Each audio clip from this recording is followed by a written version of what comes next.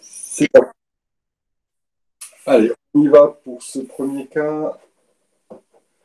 Donc, Biodéi, c'est une petite entreprise qui commercialise des distributeurs automatiques de fruits et légumes frais. Ses principaux clients sont des établissements scolaires locaux. La gérante et propriétaire de l'entreprise, Madame Pérez, vient de racheter l'entreprise et fait appel à vos services polyvalents en matière juridique.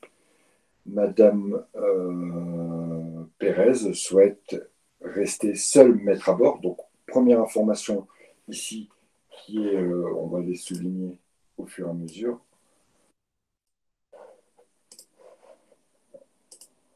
Première information importante ici, elle souhaite rester seule à bord et autonome dans les prises de décision concernant la gestion de son entreprise. Elle hésite entre deux statuts, l'entreprise individuelle et l'entreprise unipersonnelle à responsabilité limitée. Alors, concernant l'annexe 1, on va y revenir après, mais on notera quand même que Madame... Voilà, chose importante à noter, Madame Pérez est propriétaire d'un appartement acquis par héritage. Après consultation de son banquier, des insuffisances, Madame souhaite s'associer avec son meilleur ami. Hop. Voilà. Tac. Et ensuite, dernière information, elle souhaite bénéficier d'un régime salarié. Voilà pour d'abord ce que je vous conseille de faire quand vous lisez un cas pratique, c'est de repérer les choses importantes. Alors, concernant l'annexe 1, comment se présente-t-elle? C'est assez classique dans ce type d'exercice. On va vous proposer deux formes juridiques et on va vous demander de les comparer en termes d'avantages ici et d'inconvénients. En sachant qu'il faut être, voilà, il faut être assez large dans cette vision et puis noter les choses. Et ensuite, on résoudra les différentes questions. On va essayer de le faire à la façon syllogisme juridique. Ça nous permettra aussi de nous entraîner à cette technique de résolution des cas pratiques. Je me permettrai de faire un petit rappel sur ce qu'est un syllogisme et de vous en faire la démonstration lors des résolutions de cas pratiques. Alors allons-y, qu'est-ce que vous pouvez me dire? Quels sont les avantages de l'entreprise individuelle, ici EI? Dites-moi ce que vous avez pu éventuellement noter ou ce que vous pensez, ou si vous ne pensez rien, ça va être un petit peu moins joyeux. Plus facile à créer, effectivement. Donc, l'entreprise individuelle, alors attendez, Mageline, parfait, super, illimité. Alors, euh, d'abord, l'entreprise individuelle est plus facile à créer, effectivement, puisque je vous rappelle qu'il n'y a pas de rédaction de statut, il n'y a pas, notamment par exemple, l'obligation de faire paraître dans un journal d'annonce légale la création de la société. Donc on voit que administrativement, l'entreprise individuelle est plus facile à créer. Ça, c'est un avantage. Vous m'avez dit que la responsabilité dans le cadre d'une entreprise individuelle était illimitée. Là, on le mettra plutôt, bien sûr, dans la colonne inconvénient, puisque ça veut dire qu'il y aura une confusion de patrimoine car il n'y a pas de création de personne morale et que cette confusion de patrimoine expose le patrimoine personnel de Madame Pérez au jeu des créanciers si éventuellement l'entreprise ne peut pas ou devenir défaillante. Est-ce que vous avez noté d'autres choses concernant, on va d'abord se mettre à l'entreprise individuelle. Alors, Yvonne nous dit que l'entreprise individuelle est à l'IR, donc les bénéfices sont soumis à l'impôt sur le revenu. Est-ce un inconvénient, un avantage? On ne sait pas. Difficile de se prononcer ici, difficile de mettre cette notion-là dans une case ou dans l'autre. Moi, je vous conseillerais de ne pas en parler, puisqu'on ne peut pas on ne peut pas dire que c'est un avantage. On ne connaît pas la situation fiscale exacte de Madame Pérez. On ne sait pas si elle a des enfants, on ne sait pas si elle est mariée, on ne sait pas si son mari a des revenus importants, s'il a des revenus faibles, on ne sait pas. Donc, pouvoir apprécier le côté positif ou négatif du simple fait que l'entreprise soit alliée, je pense que si vous le mettez en avantage ou en inconvénient, le correcteur, il ne vous dira rien, mais ça ne va pas vous rapporter de points. D'accord. Alors, l'avantage ici, c'est qu'on est seul maître à bord. On réfléchit par rapport au projet de Madame Pérez. Hein. N'oubliez pas qu'elle désire rester seule. Donc, effectivement, ça va être un avantage ici pour l'entreprise. Autre avantage que l'on a, c'est qu'on a une gestion administrative moins lourde que dans l'URL, puisqu'ici on la compare à l'URL. Hein. Notamment, par exemple, dans une URL, on doit déposer tous les ans un compte-rendu d'Assemblée générale, l'ensemble des comptes de l'entreprise auprès du greffe du tribunal. Ce dépôt, d'abord, coûte de l'argent. Bon, c'est pas énorme, hein, mais coûte de l'argent. Et c'est surtout une démarche supplémentaire qu'il faut faire. Bah, je dirais que non, c'est plutôt un avantage, là, puisque c'est ce qu'elle recherche. Donc, on peut effectivement mettre le fait que dans les deux entreprises, cette fois-ci, non, c'est pas ce qu'elle recherche, non, elle veut être salariée, mais ça, c'est après. Bon, ici, comme on n'a pas d'informations concernant ça, c'est un petit peu comme hier. Bon, avantage, inconvénient, difficile à dire, d'accord? Puisqu'on n'a pas d'informations si c'est son désir. On a des informations, mais après, quand elle va s'associer. Donc, je disais, concernant la facilité de gestion de l'EI, elle est plus facile à gérer administrativement, puisqu'il y a moins de déclarations à faire tous les ans, ce qui est le cas de l'URL, ce qui fait que l'EI peut se passer de temps en temps d'un expert comptable. Donc, encore une fois, ici, on va avoir un coût moins important dans la gestion de l'entreprise individuelle par rapport à l'URL. Et même si Mme Pérez devait faire appel à un expert comptable pour gérer ses comptes, le coût serait moindre que celui de l'EURL puisque la mission se limiterait à l'établissement du compte de résultat, mais il ne serait pas nécessaire de faire un bilan, il ne serait pas nécessaire de faire une assemblée générale, une convocation, un compte rendu d'assemblée générale et de déposer le tout auprès du greffe du tribunal.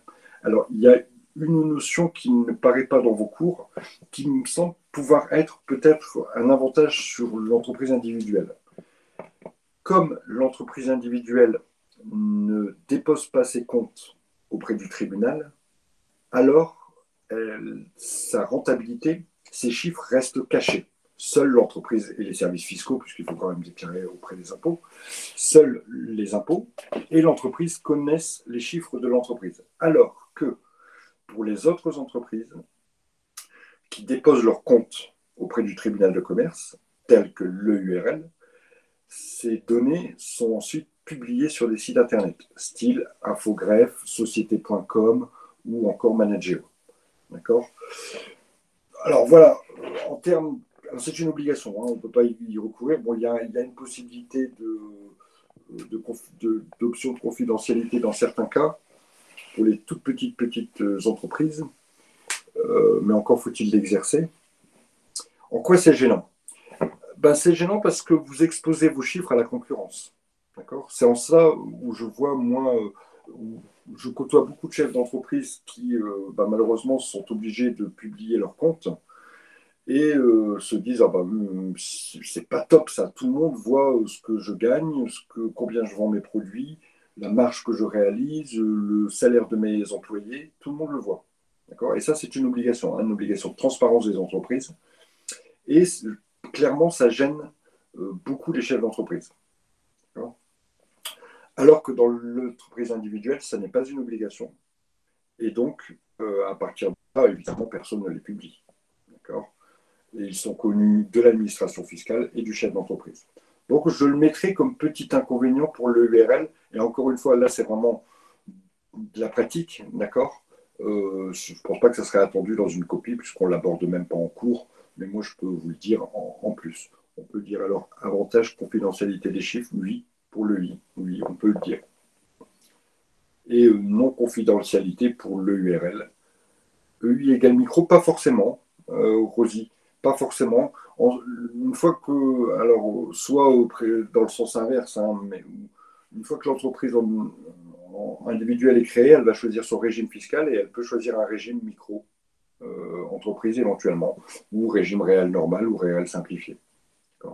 Ces types de régimes vont l'obliger, par exemple sur le réel normal, à faire plus de déclarations tous les mois, alors que sur le régime réel simplifié, elle fait des déclarations de TVA, par exemple, tous les trimestres. Mais encore une fois, ça va dépendre du chiffre d'affaires qu'elle va générer, comme l'accès au régime micro qui dépend du chiffre d'affaires. Je vous rappelle, 70 000 en prestation de services, 170 000 en vente de marchandises. Alors, est-ce qu'on a d'autres avantages? Alors, bien sûr, pour l'EURL, on va parler de la distinction entre le patrimoine professionnel et le patrimoine personnel. D'accord. Ce qui va obligatoirement limiter la responsabilité de Madame Pérez à l'unique capital qu'elle aura engagé. Par contre, le capital, alors même si aujourd'hui il reste assez faible, hein, je vous ai dit, en fait, il est libre, le capital, mais il est au minimum de 1 euro. Il existe. On peut dire que ça peut gêner un peu les gens. D'autant que il sera très rare qu'une entreprise, une URL, se crée avec un seul euro, puisque je pense vous l'avoir déjà dit, en cas de volonté d'accès au financement bancaire, la banque exigera qu'il y ait un capital au moins identique à l'emprunt qui est demandé. Bon, il peut y avoir des aménagements, mais c'est à peu près comme ça que se conçoivent les rapports avec la banque. Des choses à rajouter, moi je ne vois pas grand-chose d'autre, mais si vous avez d'autres idées sur les inconvénients ou les avantages de l'une et l'autre, on a parlé, hein, donc en résumé, l'avantage de l'EURL, c'est la distinction de patrimoine. Son inconvénient, c'est qu'elle est un peu plus lourde à gérer, un peu plus difficile à créer. L'avantage de l'une étant l'avantage de l'inconvénient de l'autre. L'inconvénient de l'entreprise individuelle, c'est l'aspect de confusion de patrimoine et la non-création de personnes morales. Et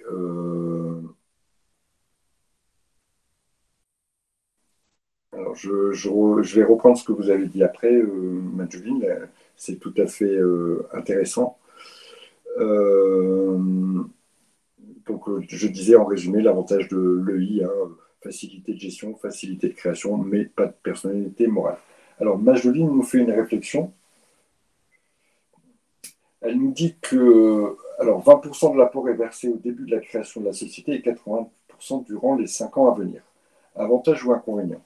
Alors, d'abord, je vais resituer votre propos. Effectivement, dans les sociétés à responsabilité limitée telles que la SARL ou l'EURL, dans ces deux cas, le capital peut être versé par pension. Il peut.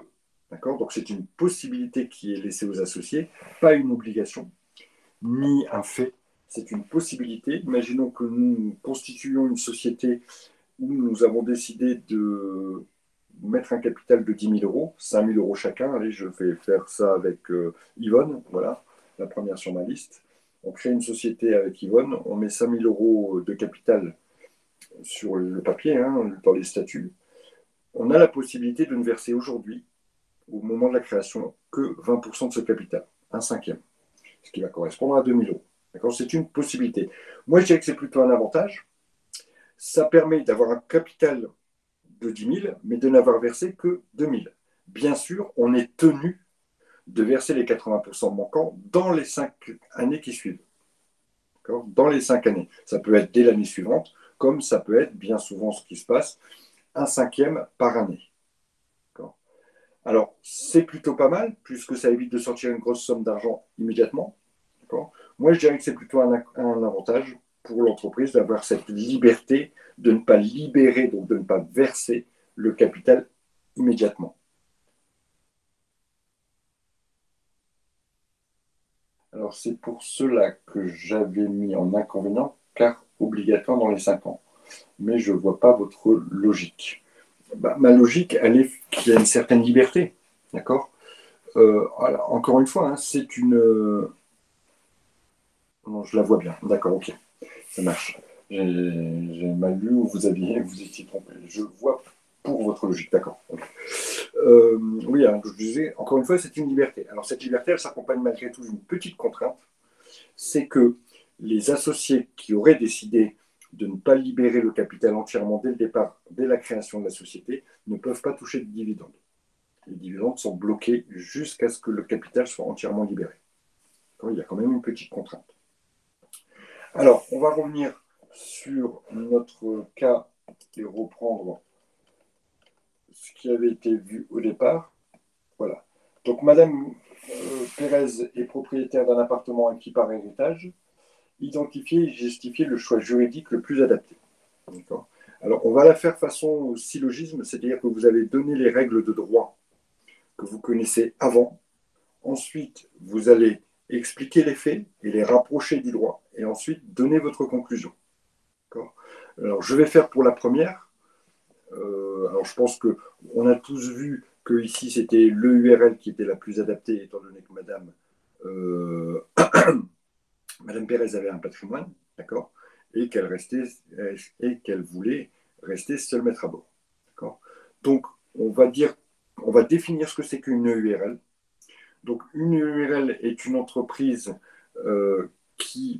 par laquelle le patrimoine personnel du créateur est protégé par la création d'une personnalité morale différente de celle du créateur. L'EURL est institué par un seul associé. Voilà notre règle de droit. Alors, on peut parler aussi du capital. La constitution d'un capital est nécessaire, mais elle est au minimum de 1 euro. Voilà, vous avez défini ce que vous savez de l'EURL. Ensuite, vous allez dire Madame Perret. Donc, on passe aux faits maintenant. Alors, vous pouvez distinguer vos parties du syllogisme. Donc, nos 3 parties du syllogisme, je vous rappelle le droit, les faits et la conclusion. Vous pouvez séparer vos parties en introduisant chaque partie par un mot-clé. Je peux vous en donner. Quand on commence sur la partie juridique, on va souvent commencer par en droit. L'EURL est une entreprise instituée par un seul associé. Son capital est au minimum de 1 euro. L'EURL entend la création d'une personnalité morale, d'où découle la séparation du patrimoine de l'associé et de la société. Vous avez donné que du droit. Il n'y a pas de fait là-dedans, il n'y a pas de nom de personnes qui interviennent, il n'y a que du droit. D'accord. Quelque part, vous donnez votre définition. Ensuite, vous allez passer à la deuxième partie qui est démontrer avec des faits. Démontrer votre conclusion avec des faits. Et généralement, cette partie-là, on la commence par en l'espèce. Donc je vous dis, la première partie qui rappelle le droit, on va commencer par en droit. Deuxième partie, on va commencer par en l'espèce. Ce sont des petits mots-clés. On pourrait en trouver d'autres, hein, d'accord. Mais ici, si vous en avez un à retenir, c'est celui-là. On commence la première partie par en droit, la deuxième partie par en l'espèce. Voilà, comme ça, votre correcteur, il voit bien que vous maîtrisez la méthode et que vous avez bien compris qu'un syllogisme, ça se construit en 3 temps. Donc, deuxième temps, les faits. Donc, en l'espèce, Madame Pérez est propriétaire d'un bien immeuble qui constitue donc un certain patrimoine. De plus, elle souhaite rester seule à bord et être maître de son entreprise. A priori, la constitution d'un capital ne lui pose pas de difficulté, d'autant qu'ici, il peut être minime. Voilà. Bon, vous avez démontré que les faits vous rapprochent d'une certaine solution. Donc, en conclusion, la forme juridique la plus adaptée à la situation de Madame Pérez est l'EURL. Bon, voilà.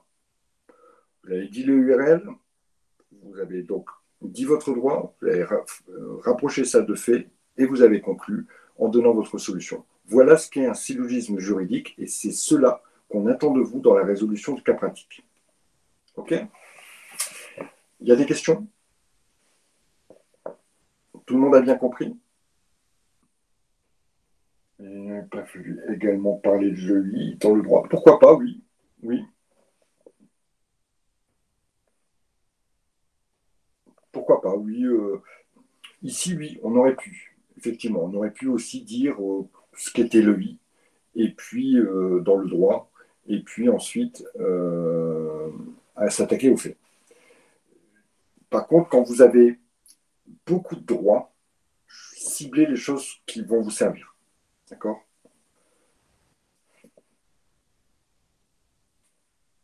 Ici, il y avait deux choses. On aurait pu effectivement, Majoline, parler de l'EI aussi. Euh, donc la question suivante. Après consultation de son banquier, les insuffisances financières ont été repérées. Madame Pérez décide alors de s'associer avec sa meilleure amie. Quelle structure juridique est adaptée à ce nouveau projet? Donc ici, on va obligatoirement se diriger vers une société où plusieurs associés sont requis. Donc on a le choix entre trois sociétés, d'accord? Soit la SARL, donc la forme pluripersonnelle de l'EURL, soit la SAS, ou soit la SA. La SA, on va pouvoir l'écarter, puisqu'il faut être au minimum 7 associés, et qu'ici, Madame Pérez entend s'associer avec son ami. Donc on va faire pareil. On va dire ce que l'on connaît de ces trois types de sociétés, ou on va peut-être éliminer la SA pour ne pas être trop long. Donc on va dire simplement en droit, deux types de sociétés requièrent qu'il y ait plusieurs associés, deux au minimum. La SARL, qui est la société à responsabilité limitée, et la SAS, la société par action simplifiée. Dans les deux sociétés, un capital minimum est donc requis, il est de 1 euro. Les deux sociétés induisent aussi la création d'une personne morale et donc les associés ne sont engagés qu'à hauteur du capital qu'ils ont investi au départ. Boum, vous avez donné votre droit. En l'espèce, Madame Pérez souhaite s'associer avec son ami. Les deux, Madame Pérez et son ami, seront donc deux associés de la société qu'ils vont choisir. Ici, on garde la protection puisque Madame Pérez et même son ami bénéficieront de la protection de leur patrimoine et de leur personne. Voilà. Et Madame Pérez et son ami pourront constituer un capital plus important de façon à faire droit à la demande de leur banquier. Par conséquent, on pourra proposer soit la SARL ou soit la SAS à Madame Pérez. Alors, on vous demande aussi de compléter l'annexe 2. On va regarder, alors ça doit être sans doute être encore... qu'est-ce qu'on... Alors, oui. Quand vous voyez l'annexe 2, on vous dit, voilà, finalement, avec votre choix, complétez l'annexe. Ici, n'oubliez pas de faire un choix. Quand je vous ai parlé de la SAS et de la SARL, finalement, il n'y a que la problématique du dirigeant, du statut social du dirigeant qui va changer notre choix. D'accord. Malgré tout, ici, on vous dit de faire un choix. Pas proposer deux sociétés, il faut en proposer une. Donc, ben, vous pouvez, voilà, sans qu'il y ait vraiment de différence à ce stade-là, faire le choix de la SARL, pourquoi pas, ou de la SAS, pourquoi pas. On verra que tout à l'heure, Madame Pérez veut être salariée, donc elle n'aura d'autre choix que la SAS, mais à ce stade du cas, on ne sait pas. Il faudra attendre la troisième question. Donc pourquoi pas ici donner la SARL, hein, on sait que le capital c'est 1 euro minimum, que le nombre d'associés va de 2 à 99 maximum, que le régime social du dirigeant, il sera soit travailleur non salarié ou soit salarié. Il sera travailleur non salarié s'il est minoritaire ou égalitaire au capital, et s'il est majoritaire au capital, il sera TNS. Je crois que je dis l'inverse. TNS s'il est majoritaire au capital et salarié s'il est minoritaire ou égalitaire. Le régime fiscal de la SARL, c'est l'impôt sur les sociétés. Il y a une petite exception, c'est pour les SARL de famille, où on peut choisir l'impôt sur le revenu, mais ce n'est pas le cas ici. Clair pour tout le monde, ça ne fait que reprendre ce que l'on a vu dans le tableau récapitulatif que l'on a étudié ensemble, hein. Ça marche. Alors, passons à la troisième question.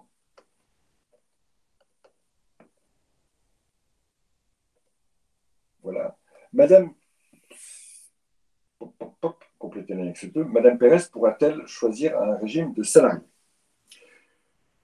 En droit, la SARL, le dirigeant d'une SARL bénéficiera du régime salarié s'il est minoritaire ou égalitaire. Le gérant qui possède la majorité des parts du capital de la SARL ne peut pas être salarié, il aura le statut de TNS. D'accord. Vous pouvez aussi citer les conditions de la SAS. Dans une SAS, le président, donc qui est le dirigeant, peut avoir, quel que soit le nombre de parts qu'il a dans la société, peut avoir le statut de gérant de salarié. Donc, il sera président salarié. Voilà, vous avez dit ce que vous avez à dire en termes de droit. Ici, on s'est appuyé sur les deux formes juridiques.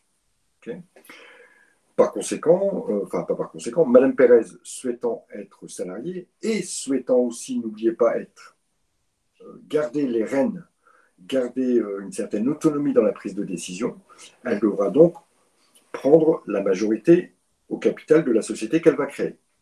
Si elle crée une SARL et étant majoritaire au capital, elle ne pourra pas être salariée. Par conséquent, en conclusion, si Madame Pérez veut garder un statut, veut bénéficier d'un statut de salarié, veut créer une société et veut garder la majorité au capital, sa seule solution sera la société par action simplifiée, la SAS. Vous voyez, hein, si on connaît bien son tableau avec les différents critères, on arrive facilement à trouver les solutions et à justifier des solutions. Il faut absolument justifier. D'accord. Il y avait une question qui avait été posée dans le BTS, ou dans le DM en deuxième année. On était à peu près sur cette donnée-là. Et les étudiants, pour beaucoup, ont répondu « Ah, bah, ce serait bien une URL ». Ah, mais pourquoi? Puisque en général, on vous dit proposer et justifier. D'accord. Voilà pour ce premier cas. Alors, je reviens juste sur une chose. Alors, ce n'est pas votre programme, hein, mais peut-être pour votre culture personnelle, ça peut être intéressant de le savoir. Après tout, il n'y a pas que la théorie, il y a des choses aussi un peu pratiques. Si demain, vous devez créer une structure et que vous êtes marié, quels sont les droits, les obligations de votre mari? On va parler de la création d'une société, une SARL, hein, ici, ou une SAS, peu importe, après le mariage. Qu'est-ce qui se passe? Alors, je vais vous expliquer. On a d'abord trois choses, trois possibilités. Soit la SARL ou la SAS a été créée avec des deniers propres, alors on va parler de somme d'argent, hein, avec un capital qui appartenait à l'un des deux époux. Comment il peut lui appartenir? Parce qu'il le détenait avant le mariage. Simple, j'avais un livret avant que je me marie, d'accord, un livret, je sais pas moi, un livret A, sur lequel il y avait 3 000 euros, d'accord. Je me marie, je crée ma société et je prends sur mon livret pour constituer le capital. À partir de là, mon conjoint ou ma conjointe n'a aucun droit sur la société, puisque la société a été créée avec mon propre argent acquis avant le mariage. Deuxième possibilité qui va évincer complètement le conjoint ou la conjointe, je crée la société avec de l'argent qui m'a été donné par héritage. D'accord. Donc, à partir de là, les biens que vous avez acquis pendant le mariage, bien sûr, je parle d'un mariage sans contrat en communauté de biens, hein, ce qui est le cas de 95% des Français. Si je crée la société avec les biens acquis, avec un bien, de l'argent ici, acquis par héritage, mon conjoint ou ma conjointe n'a aucun droit sur la société, puisque cet argent ne tombe pas dans la communauté du mariage. Ici, Mme Pérez est propriétaire d'un appartement acquis par héritage, ça n'a pas beaucoup d'importance pour résoudre notre cas, mais on sait que ce bien ne tomberait pas dans la communauté du mariage. D'accord. Et que son mari, si elle est mariée d'ailleurs, n'a aucun pouvoir, n'a aucun droit sur les biens acquis par héritage. Donc on voit que deux solutions qui évincent complètement le conjoint ou la conjointe de tout droit sur l'entreprise qui aurait été créée. C'est quand l'entreprise est créée avec des biens appartenant au créateur qui appartenaient au créateur avant le mariage, ou des biens acquis par héritage. Ça, c'est la première solution. Deuxième solution, l'entreprise est créée grâce à une somme d'argent pour la constitution du capital. L'entreprise est créée avec une somme d'argent qui provient de la communauté du mariage. Salaire acquis après le mariage, économie constituée après le mariage, même si l'économie provient des salaires de monsieur ou des salaires de madame, peu importe, à partir du moment où les économies ont été constituées avec des sommes perçues après le mariage. À partir de là, le conjoint, d'abord, doit être informé de l'utilisation des biens pour la création d'une entreprise, ça c'est important, et on doit en apporter la preuve. C'est une preuve qui se fera par courrier adressé au conjoint et qui sera annexée au statut de la société. Le conjoint doit être informé. Il n'y a pas d'autorisation à lui demander, il doit être informé et il a le droit à 50% des parts acquises. Il faut qu'il en fasse la demande. Il aura le droit aussi à 50% en cas de liquidation de mariage, si malheureusement il y a un divorce. Si ce sont des biens un peu plus importants, type un immeuble qui peut être apporté comme un capital, alors il faudra l'autorisation obligatoire du conjoint. Donc vous voyez que le conjoint a une importance quand même assez forte quand on crée son entreprise après le mariage. N'oubliez pas d'y penser au moment où vous allez créer votre entreprise, n'oubliez pas d'en parler au conseil qui va vous accompagner. Et notamment, on peut aussi faire signer une lettre de renoncement à tout droit au conjoint, à tout droit sur l'entreprise. Ce que je conseille, mais après, chacun fait ce qu'il veut. C'est-à-dire que le conjoint renonce à tous ses droits sur l'entreprise que vous avez créée. Sauf si marié sous le régime, c'est bien entendu, effectivement. Sauf si on est marié sous le régime de la séparation de biens. À partir de là, l'entreprise reste à la personne qui l'a créée sans que ce tombe dans la communauté. Alors, il y a pire, il y a la communauté universelle. Tout ce que vous avez avant et après appartient à... Oui, bien sûr. Mais avant, il faut y penser avant. C'est-à-dire que si l'entreprise a été créée avant le mariage, il n'y a pas de souci, elle ne tombe pas dans la communauté. Par contre, si vous devez créer une entreprise, mariez-vous sous le régime. Et après le mariage, mariez-vous sous le régime de la séparation de biens ou faites signer une lettre de renonciation à tout droit à votre conjoint. Ça le protège, ça vous protège. C'est pour les deux, c'est pas que pour garder tout pour moi. Après tout, si l'entreprise fait des bénéfices, je suppose que les deux vont en profiter. Mais au moins, s'il y a des problèmes, seule la personne qui a créé l'entreprise sera concernée par ces problèmes. Je pense notamment en cas de liquidation. Allons-y pour la suite. Donc, Perrine se demande quel statut choisir pour son entreprise de vente de produits cosmétiques. Elle en sera naturellement la patronne, ce qui veut dire qu'elle veut être le boss, ce qui veut dire qu'elle veut être majoritaire au capital, si on devait y avoir un capital, et souhaite en plus bénéficier d'un statut de salarié. Parce qu'il y a des avantages sur le plan social. Ses parents, eux-mêmes commerciaux, l'encouragent dans cette voie. Ils sont prêts à l'aider financièrement, sous forme d'une donation ou bien d'une prise de participation dans le capital de l'entreprise, si Perrine souhaite constituer une société. Proposez la forme juridique qui satisfasse Perrine, justifiez votre réponse. Ici, l'élément qui va être le plus important, c'est celui du statut de salarié. Il n'y a pas 36 000 entreprises dans lesquelles on a un statut de salarié. D'accord. On a la SARL, mais il faut être minoritaire au capital. Ici, ça ne marche pas.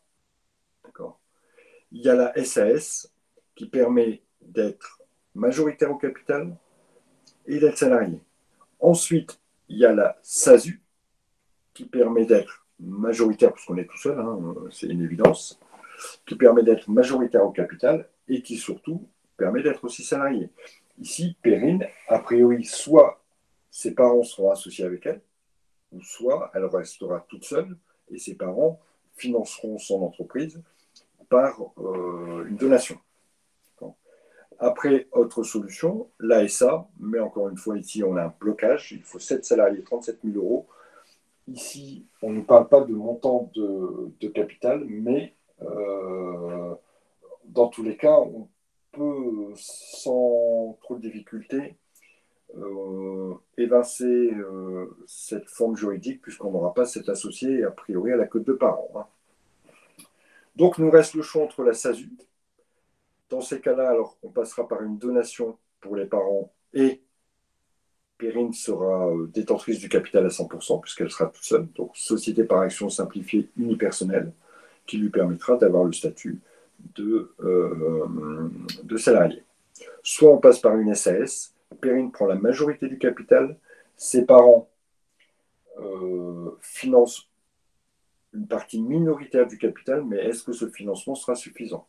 Puisqu'a priori, Perrine n'a pas de financement propre. D'accord. Elle n'a pas trop d'argent et ses parents qui veulent l'aider vont lui apporter donc beaucoup d'argent. S'ils prennent une participation au capital, ils seront donc majoritaires. À partir de là, Perrine ne sera plus la patronne. Parce que dans une entreprise, qui est le patron, à votre avis? Est-ce que c'est le président dans une SAS? Est-ce que c'est le président, le patron? Dans une SARL, est-ce que c'est le gérant, le patron? Exactement, c'est celui qui a la majorité des parts, hein, le patron. C'est lui qui décide de tout. Il décide même du président. Que ce soit le président ou le gérant, les deux seront élus par l'Assemblée générale. Donc, seront élus par ceux qui seront majoritaires. Donc, soit vous vous élisez vous-même, voilà, si vous êtes majoritaire, ou soit vous élisez quelqu'un d'autre parce que ça vous arrange. Mais dans tous les cas, c'est vous qui avez la main mise sur le poste et sur la décision à qui attribuer ce poste. Et même dans certains cas, vous pouvez décider j'allais dire de vie ou de mort, du président d'une SAS. Si vous êtes majoritaire au capital d'une SAS, le président, vous pouvez le virer sans motif du jour au lendemain. C'est un droit. Voilà. Le président d'une SAS, il peut être révoqué, donc viré, hein, de son poste de président, attention. Hein. Il peut être viré du jour au lendemain, et ceci sans motif. Donc, qui est le boss? C'est qui le patron? C'est celui qui a la majorité au capital. Hein. Dans une SARL, le gérant, hein, il peut être aussi révoqué. Par contre, là, on a une petite sécurité puisqu'il faudra un juste motif. Il faudra qu'on décèle une incompétence, qu'on décèle une erreur commise par le gérant pour pouvoir justifier de son renvoi. Et au pire, un gérant qui serait révoqué alors que le motif n'est pas établi, il ne retrouvera pas son poste. Tout ce qu'il aura, c'est une indemnité, mais il sera viré quand même par la majorité. On a 2 minutes. Allez, ouais, c'est vendredi soir. Je vais vous raconter une histoire. Je vais essayer de la faire courte. Voilà, dans ma vie professionnelle, j'ai pu accompagner des entreprises, que ce soit dans leur phase de développement ou dans leur phase de création. Et j'avais dans mes clients une entreprise qui faisait du terrassement. Donc, il faisait des trous pour passer des tuyaux, hein, grosso modo. Cette entreprise a été constituée par 3 personnes qui avaient chacun 33% des parts. Donc on voit ici qu'on a une répartition plus ou moins égale des parts, avec personne qui n'est vraiment majoritaire. Il y avait deux mecs et une dame. Et bon, la dame, Madame X, elle avait un peu plus de compétences administratives, etc. Donc tout le monde décide que c'est elle qui sera la gérante de la société. Très bien, pas de souci. Donc elle est gérante salariée, puisqu'elle est minoritaire. D'accord. Monsieur Y, qui lui a des compétences techniques, il est devenu chef des travaux au titre d'un contrat salarié. Il devient un salarié d'entreprise classique, sous la direction, bien sûr, de Madame X. Aucun souci là-dessus, pas de problème. Il a deux casquettes. Un, sa casquette d'associé, et deux, sa casquette de salarié de la société, même s'il avait été majoritaire. Hein. À partir du moment où il est salarié mais non gérant, il peut être salarié même majoritaire. D'accord. Parce que ce n'est pas le poste de direction. Là, lui, il est au turbin, il est conducteur de travaux, il vérifie que tout se passe bien, etc., etc. Le troisième associé, lui, ce qui l'intéressait simplement, puisqu'il avait déjà une société de vente de tuyaux, ce qui l'intéressait ici en mettant un petit peu au capital, c'est d'avoir un client qui va lui commander à sa société de tuyaux. Bon, voilà. La société tourne pendant 5 ans et tourne très bien, dégage de gros bénéfices, etc., etc. Jusqu'au jour où Monsieur Y, le conducteur de travaux, fait une énorme bêtise. Pendant un chantier, les ouvriers creusent une tranchée et ils tombent sur une bombe. Et ça arrive assez régulièrement, surtout dans le Nord. Euh, ils trouvent une bombe. Et pour ne pas arrêter le chantier, pour ne pas prendre de retard, le chef des travaux, Monsieur Y, le fameux Monsieur Y, demande aux ouvriers de déplacer la bombe et d'aller l'enterrer dans un champ qui était 100 mètres plus loin. Vous voyez la connerie, hein, l'erreur. Si la bombe avait pété, il y avait 4 gars en moins et c'était un carnage. Heureusement, et même après, si des enfants fouillent, enfin voilà, c'est vraiment le truc à ne pas faire. L'erreur, l'énorme connerie. Peu de temps après, un des ouvriers qui avait justement manipulé la bombe, malheureusement, il fait une petite connerie et il est viré, d'accord, pour faute. Et cet ouvrier va donc déposer plainte à la gendarmerie pour mise en danger de la vie d'autrui par le fait qu'on lui ait fait déplacer une bombe. Les gendarmes se rendent dans l'entreprise. Qui est le représentant légal de l'entreprise? Madame X, la gérante, et donc lui expose les faits. Madame X, qui n'était pas au courant de ces faits, demande un petit temps pour se mettre au courant et puis faire une vraie déposition, quoi. Hein. Donc elle consulte son mec, hein, Monsieur Y, là, et qui lui confirme qu'effectivement il a bien fait cette connerie. Bon, elle pète un câble, elle le file chez son avocat et son avocat lui dit si vous voulez vous protéger Madame X, puisque là on est dans une faute pénale, d'accord. Et ça, la séparation de l'entreprise à responsabilité limitée ne couvre pas les fautes pénales, hein, d'accord. Là, on est dans une faute pénale. Ce qu'il faut, c'est virer M. Y. Il faut le virer de son poste. Il faut le licencier pour faute grave, sans indemnité. Parce que c'est même faute lourde, c'est sans indemnité et sans préavis. Donc monsieur Y se fait virer de sa propre société, pas en tant qu'associé, mais en tant que salarié, se fait virer. Qu'est-ce qu'il a fait, Monsieur Y? Il possédait toujours 33% de la société, hein, sans aucun souci. Il s'est allié avec le troisième larron, là, d'accord. À deux, ils ont eu 66% des parts et ils ont fait virer la gérante parce qu'ils avaient 66% des parts. Et elle, 33%, ils ont proposé sa révocation pour faute, d'accord. Ils ont trouvé une connerie, hein, pour faute. Et Madame X s'est fait virer de sa propre entreprise, elle aussi, et Monsieur Y, il a repris sa place.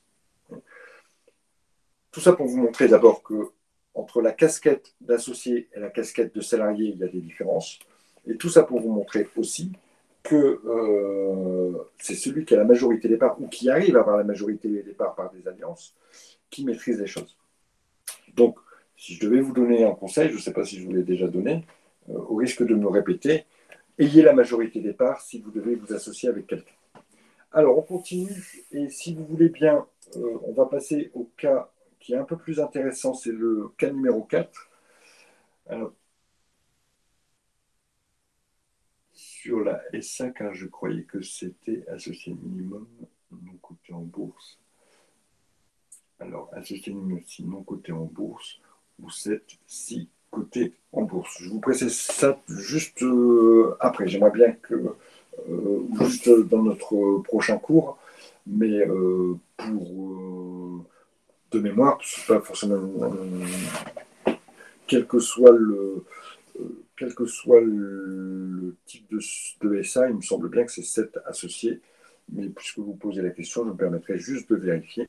Mais il me semble bien que c'est 7 associés. Dans tous les cas, vous pouvez vous prendre que 7 associés. On ne va pas vous dire, voilà, est-ce que la société est cotée en bourse, pas cotée en bourse, etc. Vous pouvez vous dire que c'est 7 associés, c'est 37 000 euros, même s'il y a une petite nuance à savoir est-ce qu'elle est cotée ou pas cotée. On ne vous demande pas de le savoir, mais je vous préciserai quand même. Alors ici, M. Barak et M. Bama sont deux frères qui souhaitent créer un magasin de vente de produits bio.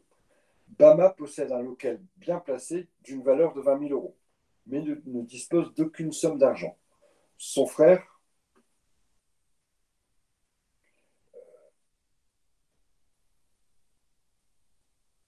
le syllogisme, on en refera, ne vous inquiétez pas, je reprendrai, et vous pourrez réécouter la vidéo avec le syllogisme que j'ai fait sur la première, parce que j'aimerais vraiment qu'on traite ce cas, et il ne nous reste plus que 12 minutes.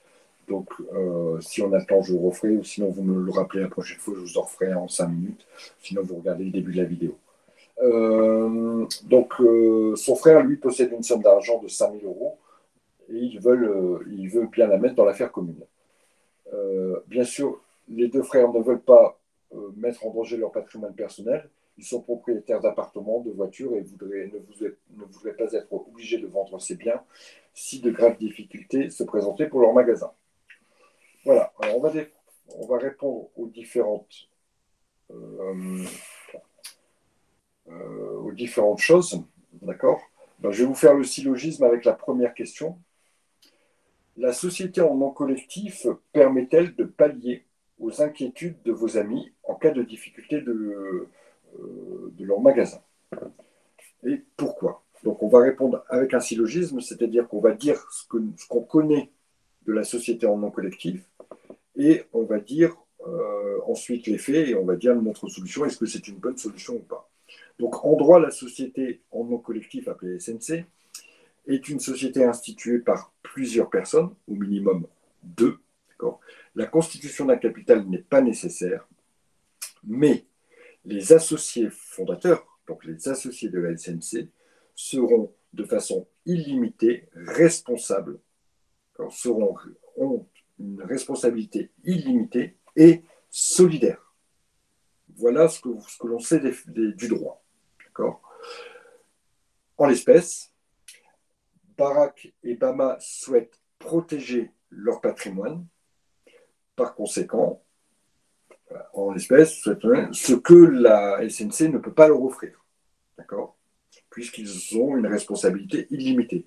Par conséquent, le choix de la SNC ne permettra pas de répondre à leurs inquiétudes. Voilà votre syllogisme avec le droit, les faits, la conclusion. D'accord? Les deux frères, finalement, se dirigent vers la constitution d'une SARL en espérant que ça mette à l'abri leurs biens. Alors, on répète toujours la même chose, hein, mais c'est bien, au moins, on apprend tout ça. Pourquoi? Allez, façon syllogisme. La SARL est une société instituée par deux personnes au minimum. La société exige un capital qui est au minimum de 1 euro et les associés sont engagés et ne peuvent perdre que le capital qu'ils ont investi au départ. Leur patrimoine personnel est protégé car l'immatriculation au RCS crée une nouvelle personne morale, la SARL. Voilà, vous balancez tout ce que vous savez du droit, d'accord? Vous balancez. Ensuite, vous dites, voilà, ici, nos deux compères souhaitent mettre leurs biens personnels à l'abri. La SARL va leur permettre, puisque le patrimoine personnel est séparé du patrimoine professionnel. Par conséquent, la SARL va bien leur permettre de mettre leurs biens à l'abri en cas de difficulté. Vous voyez, un peu toujours le même système. Hein. D'accord? Alors, pour créer leur affaire, ils doivent emprunter 3 500 € à leur banquier. Qu'exigera-t-il vraisemblablement quel inconvénient peut présenter cette exigence pour les associés? Je vais vous laisser un petit peu la parole maintenant. Si vous avez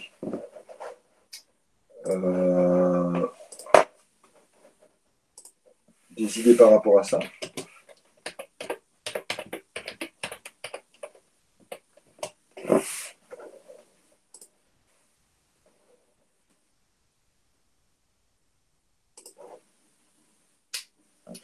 Alors, le banquier, qu'est-ce qu'il va exiger? Alors, bien souvent, le banquier va exiger une caution personnelle. D'accord?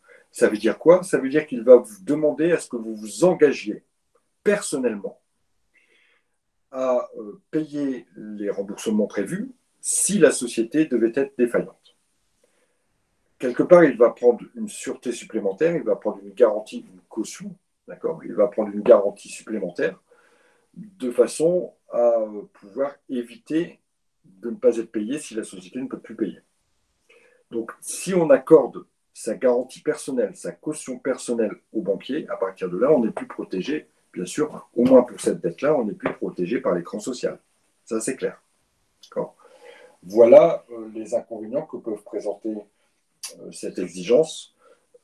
Si malheureusement on ne peut pas faire autrement et que les 3 500 € sont obligatoirement nécessaires, il faudra donc accepter cela.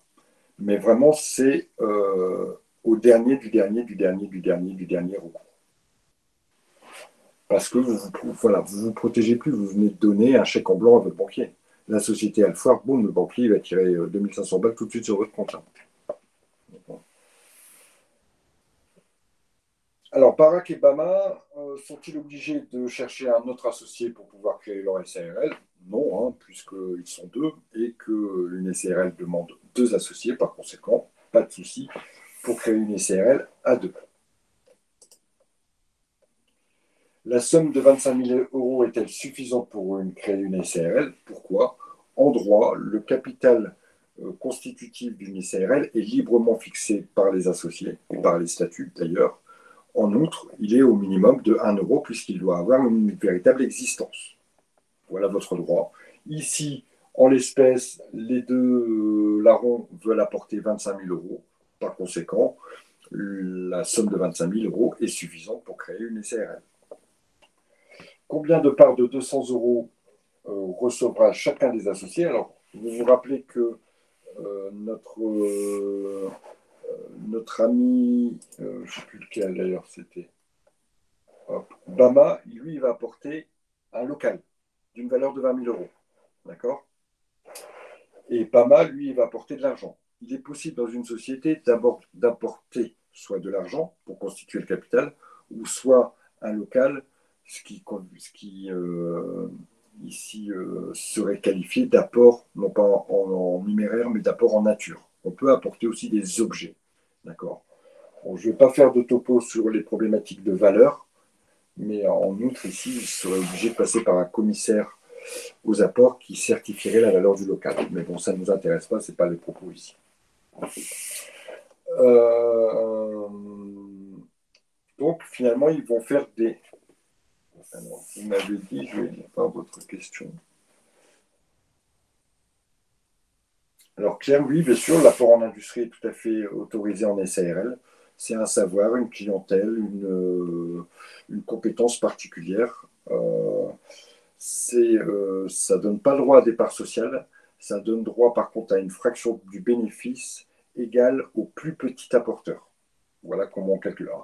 C'est du détail, ça il ne faut pas le savoir, hein. C'est juste pour votre culture personnelle parce que vous m'interrogez là-dessus, mais ce n'est pas vraiment nécessaire. Il faut peut-être savoir que l'apport en industrie est possible, d'accord, mais certainement pas qu'il ne donne pas droit à des parts sociales, etc., etc. Alors ici, on vous dit qu'ils vont faire des parts de 200 €. Le capital donc, de 25 000 €, 25 000 divisé par des parts de 200 €, ça va faire 125 parts. Là, on va avoir 100 parts, celui qui va apporter 20 000 €, et l'autre va avoir 25 parts, celui qui apporte 2 500 €. D'accord? 5 000 €, pardon. 25 parts pour 5 000 €, 25 fois 200, 5 000. Voilà Quelle est la répartition du capital? Ben, l'un va avoir 80%, celui qui a 100 parts de 200 euros. C'est un prorata, hein, tout simplement. Et l'autre va avoir, donc, j'ai dit quoi, 80-20, donc 80% pour l'un et 20% pour l'autre. Que se passera-t-il si toutes les parts finissent par être réunies dans une seule main? Imaginons que Bama, qui possède 80%, rachète les 20% de son frère. À partir de là, il possède 100% des parts. Ça pose un problème puisqu'il devient associé unique. Or, pour faire une SARL, il faut être deux associés. Donc, on a un petit souci. Il va devoir transformer son SARL en EURL. Alors, ça va se faire assez facilement, automatiquement. Il y aura juste une petite démarche à faire auprès du tribunal. Il n'y a pas trop de soucis pour ça. Et en général, de toute façon, les actes de cession doivent figurer aussi, doivent être déposés auprès du tribunal de commerce. Et à partir de là, le tribunal va alerter l'associé unique en lui disant, monsieur, attention, une SARL C2, vous êtes tout seul, donc il va falloir vous transformer en EURL, vous avez 1 an pour le faire. Voilà. Au même titre que quand on est tout seul et que finalement après on prend un associé, on n'est plus une URL mais une SARL, la démarche se fait assez facilement auprès du tribunal, juste par une modification bien sûr des statuts et une petite modification administrative auprès du tribunal. Juste pour votre information, une SARL a une durée de vie limitée. D'ailleurs, elle figure dans les statuts et elle peut être au maximum de 99 ans. On va dire c'est bizarre, bah ouais, c'est la loi, c'est comme ça, c'est tout con. Hein. Mais la SARL ne peut être créée pour au maximum une durée de 99 ans. On va me dire, bah, qu'est-ce qui se passe quand, au bout des 99 ans, la SARL existe toujours? Eh ben, on va la prolonger, tout simplement. Une décision de l'Assemblée générale des associés va repartir pour 99 ans. Voilà. Alors, dans ce type de cas, bien souvent, les associés ont oublié. Bien souvent, on se retrouve, et j'avais eu le cas d'un client où c'était une SARL qui se transmettait de père en fils depuis des années.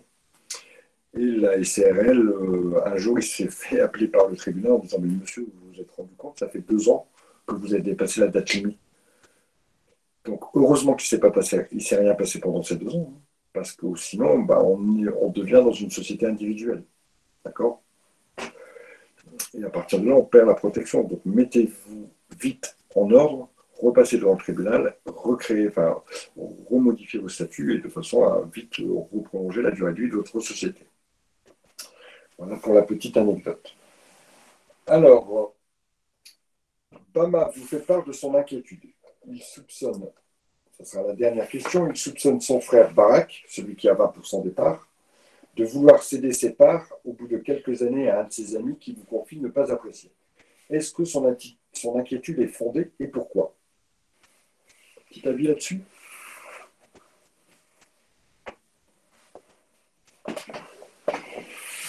Je vous rappelle, on fatigue un petit peu, moi aussi, je vous rappelle que dans une SARL, les parts ne sont pas librement cessibles.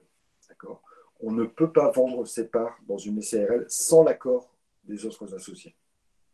C'est en ça où on dit que les parts ne sont pas librement cessibles. Donc on aurait pu faire une réponse syllogistique en disant en droit, dans une SARL, les parts ne sont pas librement cessibles.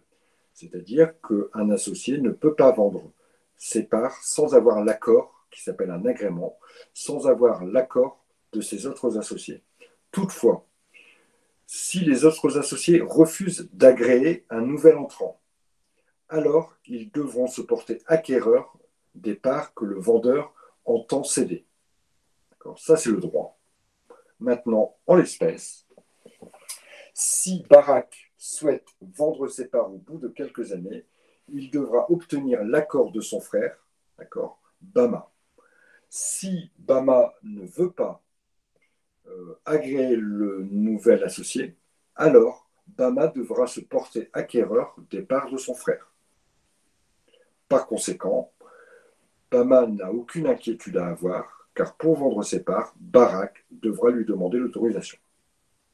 Voilà une réponse qui va clôturer notre TD. Je veux juste apporter une réponse à la question qui m'était posée concernant Les SA qui seraient non susceptibles d'être cotés en bourse, vous avez raison, je ne sais plus, Claire. Une SA non cotée en bourse n'a besoin que de 2 associés. Par contre, une SA qui souhaiterait être cotée en bourse a besoin de 7 associés pour être constituée. Je vous garantis que nous, on va retenir 7 et c'est tout. On ne va pas s'embêter avec ces problématiques de côté en bourse, etc. On va juste retenir 7 associés, 37 000 euros de capital. C'est tout ce qui est nécessaire pour vous de savoir. Voilà. Eh bien, écoutez, s'il n'y a pas de questions, je vais vous souhaiter une bonne soirée, un très bon week-end et puis vous dire à lundi ou mardi. Je ne sais plus quand je vous ai, mais on se voit la semaine prochaine. Allez, bonne soirée à tous, bon appétit, ciao.